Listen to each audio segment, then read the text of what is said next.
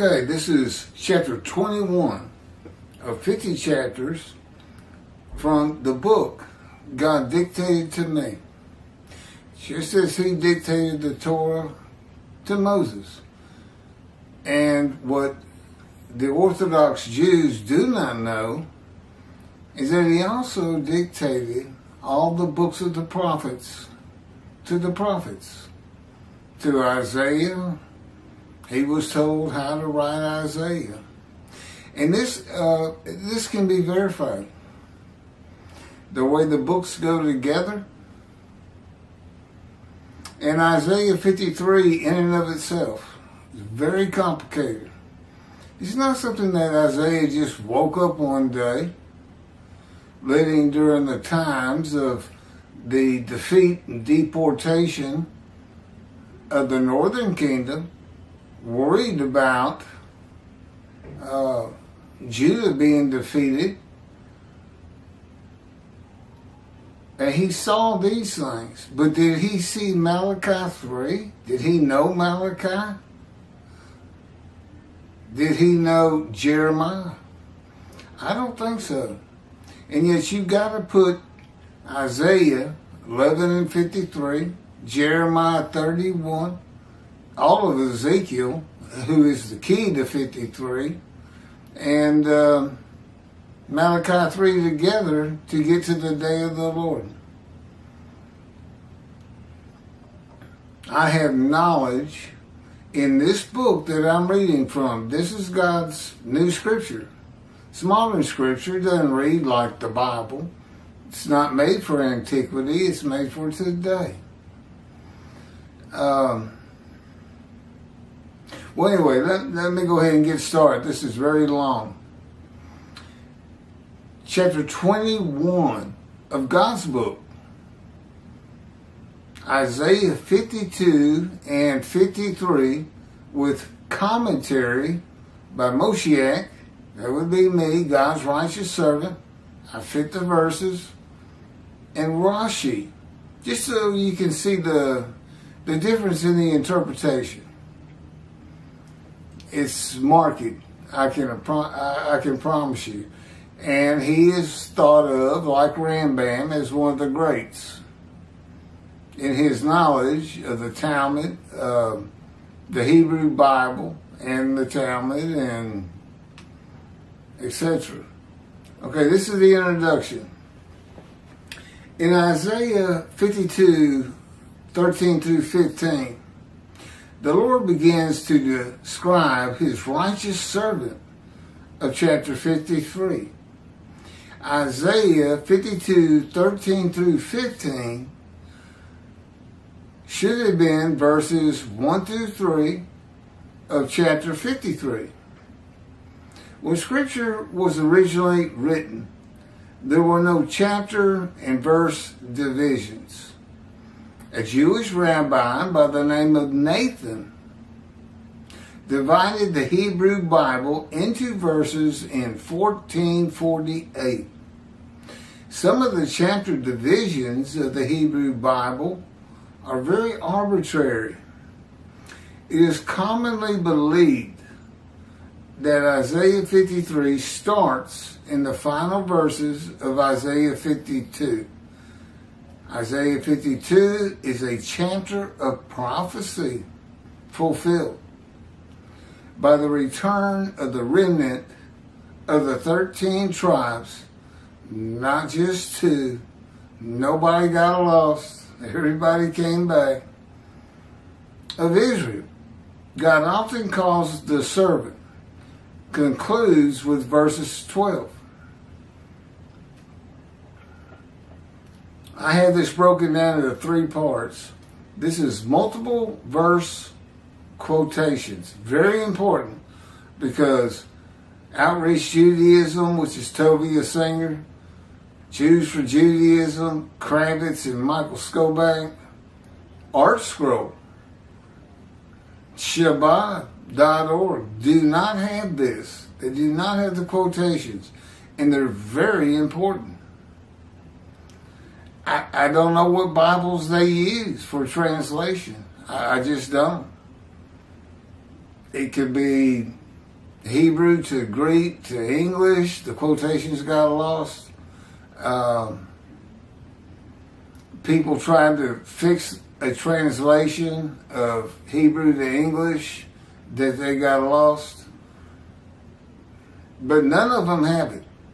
I mean, that's clear. All you got to do is listen to them. You know they don't know what the quotations are because they get grouped. 13 through 15 are grouped by quotations. Quotation starts in verse 13 and the quotation ends in verse 15. Similarly, Isaiah 53 itself begins with a quotation mark in verse 1, and the quotation does not close until the end of verse 6. I promise you, it's very important. Multiple verse quotations. The translation of Art Scroll and Shabbat of Isaiah 52 that Rashi comments on does not include the quotations that combine verses 13 through 15. They are the only quotations of Isaiah 52 and a demarcation of the verses of the fulfillment of prophecy by the return of the remnant of the 13 tribes from exile. This is God's words. This is what he had me type. They are the beginning of the description of God's righteous servant, Moshiach, of Isaiah 53, and have nothing to do with the exiles. God's servant. God's servant. That's what he calls them, the servant. He never calls them the righteous servant. And quite frankly, I've never seen any of them call themselves the righteous servant, regardless of what Tovia Singer and Jews for Judaism has to say. Go look at the commentary backing up the assertion of Jews for Judaism that they are the righteous servant. And every time, in all their commentary, they refer to themselves as the servant. Well, they are. But they're not the righteous servant. If they are, they got a lot of work to get out there and do, because I sure do. God's righteous servant is a Gentile in the beginning, according to the scripture. God comes from Adam. And this is on previous videos. He comes from Adam, Gentile lands, and of his people, the Jewish people, no one's with him. But you don't know God's coming if he doesn't have his representation, his prophet like Moses. 2 covenants to deliver. God's here because of Jeremiah 31. It's easy to figure out, but you do have to put 4 books together, which apparently is difficult for the rabbis. The translation of the Jewish Publication Society has the quotations. Now that's just the 1985 version. They went back in 1956 or 7 and went from scratch. There's no Hebrew to Greek or other people trying to straighten out the original translation, and there were some. Nobody, and they have the quotes. That's how you know it's the best translation on the market. Hebrew to English. That's what God tells me to type. But it's got to be 1985. Here's verse 13. I'm not going to do the first 12. Behold, my servant shall prosper. He shall be exalted and lifted up, and he shall be very high.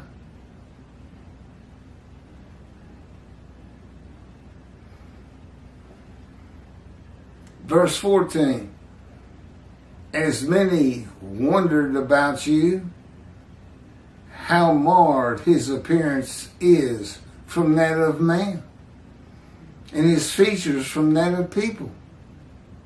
And then 15, shall he so shall he cast down many nations. Kings shall shut their mouths because of him. For this is the man that they're too appalled at to look at, they say. I've got several answers to that. For what had not been told them, they saw. That would be me. Nobody's expecting this. And at what they had not heard, they gazed. That's our scroll in Shabbat. That's their version. I'll get to my version pretty quick. JPS, 1985. Here's 13. This is from the Jewish Publication Society. Indeed, my servant shall prosper, be exalted and raised to great heights, just as the many were appalled at him, so marred was his appearance, unlike that of man, his form beyond human semblance. Verse 15, just so he shall startle many nations, kings shall be silenced because of him, for they shall see what has not been told them, shall behold what they never have heard. My servant is now the Gentile of Isaiah 53. That's God's representation. It's his prophet like Moses. 4 righteous servants to come.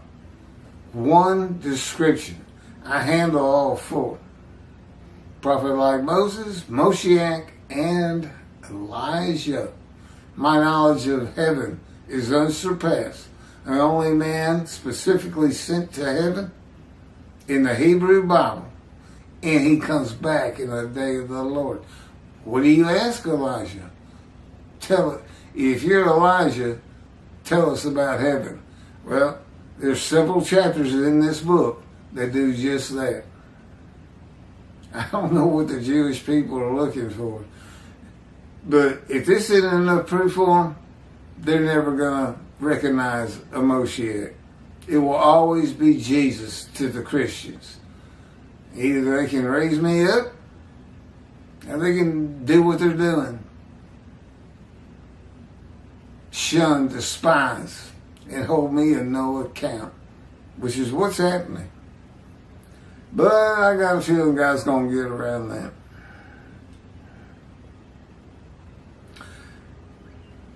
Verse 1 of Isaiah 53. Proper. Who would have believed our report? And to whom was the arm of the Lord revealed? Now these people, that's where the quotes, well, okay. This is Shabbat and Art Scroll and Jews for Judaism. This is their number one. I'll get to mine in just a minute. I just noticed the quotes on here. Who would have believed our report, and to whom has the arm of the Lord been revealed? And he came up like a sapling before it, and like a root from dry ground. He had neither form nor comeliness, and we saw that he had no appearance. Now, shall we desire him? Despised and rejected by men, a man of pains and accustomed to illness. And as one who hid his face from us, despised, and we held him of no account. This is your righteous servant. Indeed, he bore our illnesses and our pains. He carried them. Yet we accounted him as plagued, smitten by God, and oppressed. But he was pained because of our transgressions, crushed because of our iniquities. The chastisement of our welfare was upon him, and with his wounds we were healed. He was oppressed and he was afflicted, yet he would not open his mouth. like a lamb to the slaughter. He would be brought, and like an ewe that is mute before her shearers, and he would not open his mouth. I have the answers to all of that. That's our school and Shabbat. Okay, here's the JPS. It's a little bit different. Who can believe what we have heard? Upon whom has the arm of the Lord been revealed? Verse 2. For he is grown by God's favor, like a tree crown, like a tree trunk out of arid ground. He had no form or beauty that we should look at him, no charm that we should find him pleasing. Verse 3. Again, 1 through 6 go together, it's the same people. He was despised, shunned by men, a man of suffering, familiar with disease. As one who hid his face from us, he was despised. We held him of no account. Verse 4. Yet it was our sickness that he was bearing, our suffering that he endured. We accounted him plagued, smitten, and afflicted by God, and I was born disfigured, afflicted by God. Israel wasn't. Not all Jews gathered together as one man. They certainly weren't afflicted by God. Our suffering that he endured. The Jews haven't suffered. I didn't suffer it for them. Jesus didn't. Do they believe in Jesus? Toby Singer acts like it.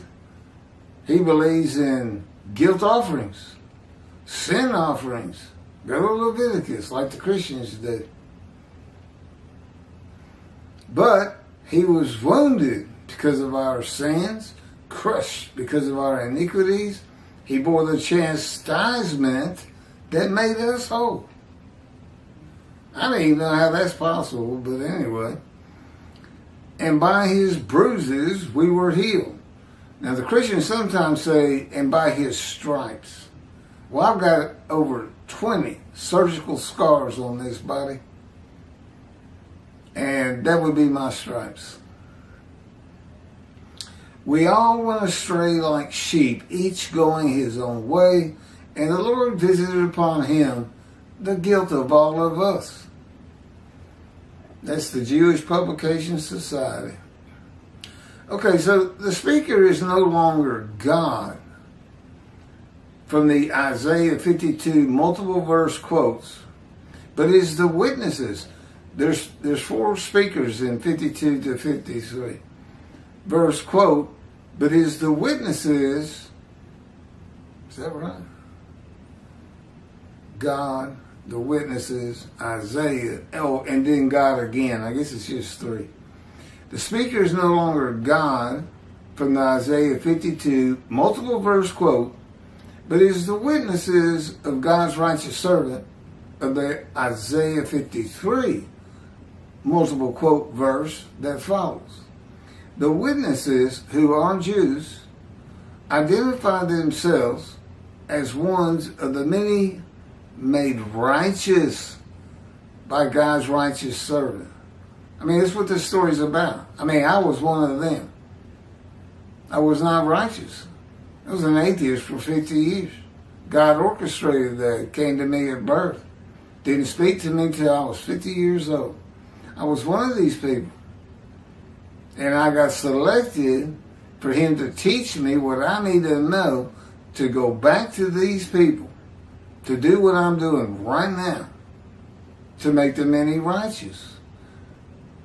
And he did it with all those words: wounded, punished, chastised, crushed, bruised, maltreated. There's 6 of them. I think I missed one.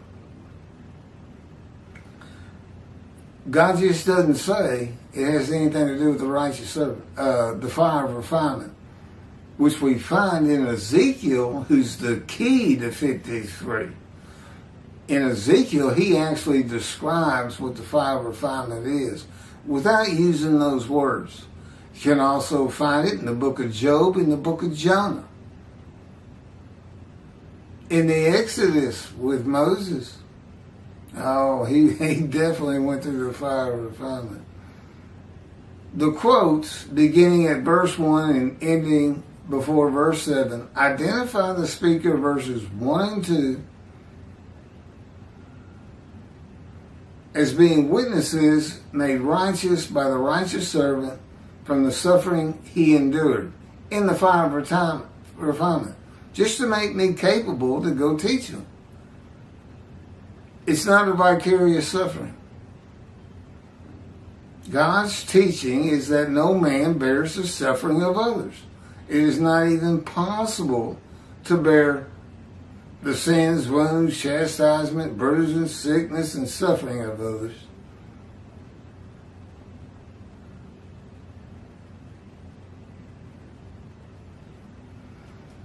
No one or others can be healed or atoned for because another man or men suffered or are beaten or murdered or sacrificed, as the Christians believe. They carry their own sins. They have not been removed. There is no heaven for the Gentiles. They want to see the Jewish heaven, they're going to have to convert. Now, how's that for a little payback after the Spanish Inquisition? And until this day, they want the Jews to convert and believe in Jesus. Well, here's God in the day of the Lord, and he's saying, Gentiles, Christians in particular, you want to see heaven? Well, you still got all your sins. But we're working on getting them forgiven with a new covenant. I suggest you convert, and I suggest you do it right now. Though we're not going to torture you, but who I am and how eventually the Jewish people are going to raise me up, at least those who are observant and more, is going to put a real dent in your faith. And I'm looking forward to it. Just like Moses killed a man in anger. Just like Ezekiel said, I was bitter and furious in the hand of God. He gets people with a little attitude. Then we go through the fire of refinement and we become better prophets, better people to be around. I was not somebody you wanted to be around. So what are these verses by the witnesses about? Back to God's writing. The sickness of the witnesses is not being righteous. God's righteous servant suffers by the chastisement, punishment, bruising, crushing, maltreatment laid on him by the words and power of God to make him suitable for his purpose that might prosper. A purpose that includes his righteous servant making the many righteous by his knowledge with long life and clearing the way for the building of the third temple. The Christians take these same words and say they mean the crucifixion of Jesus, and they are made righteous, sin-free by his blood. Knowledge with long life and written sin forgiveness, not death and human sacrifice, not death and sin forgiveness by human sacrifice and blood. The righteous servant bearing up to this fire of refinement is bearing the illness and pain of unrighteousness of the Jewish people to be recognized as a prophet of God. I promise you, what God has done to me in the last 16 years to change my furious spirit and the bitterness of it with a very rough life, which is why I became an atheist for 50 years. Just like a lot of people, if there is a God, he doesn't care about me, would have been my thought process. So I didn't care about him. God moves in mysterious ways, they say. Why would he pick, this is the Jewish people, why is he a Gentile and not a religious person? I cannot believe this. That's just like him. He loves that kind of thing. Oh, he's got a lot of personality the Jewish people don't know of.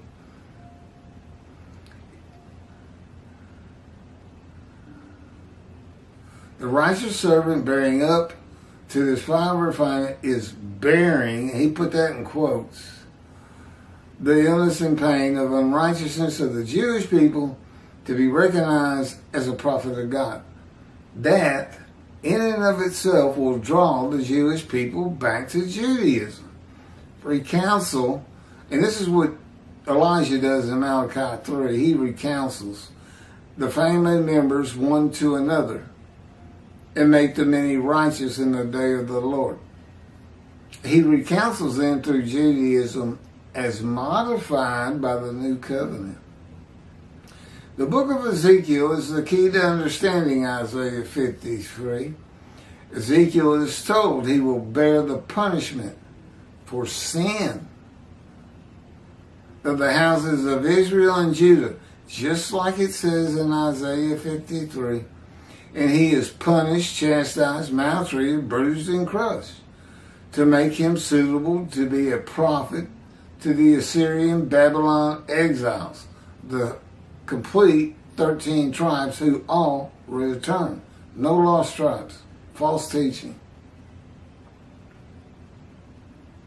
And speak the words of God he is giving during the ordeal. Believe me, it's an ordeal, and you'll find another verse that says, out of his anguish. But what's that about? He shunned, despised, this and that. Out of his anguish? No, his anguish is the fire of refinement. It's brutal. And the anguish of it, just like the righteous servant, except Ezekiel is not crushed with disease and does not make himself an offering for guilt. God just seizes him and puts him in the fire of refinement, makes him a prophet to the exiles. You know what that's for? It's for the Christians. I had to suffer cancer. He didn't have to do that. He could have just told me, you're the righteous servant, and I said, okay. He's God. You don't say no. It's to show them you have to be blemished to be the man of Isaiah 53.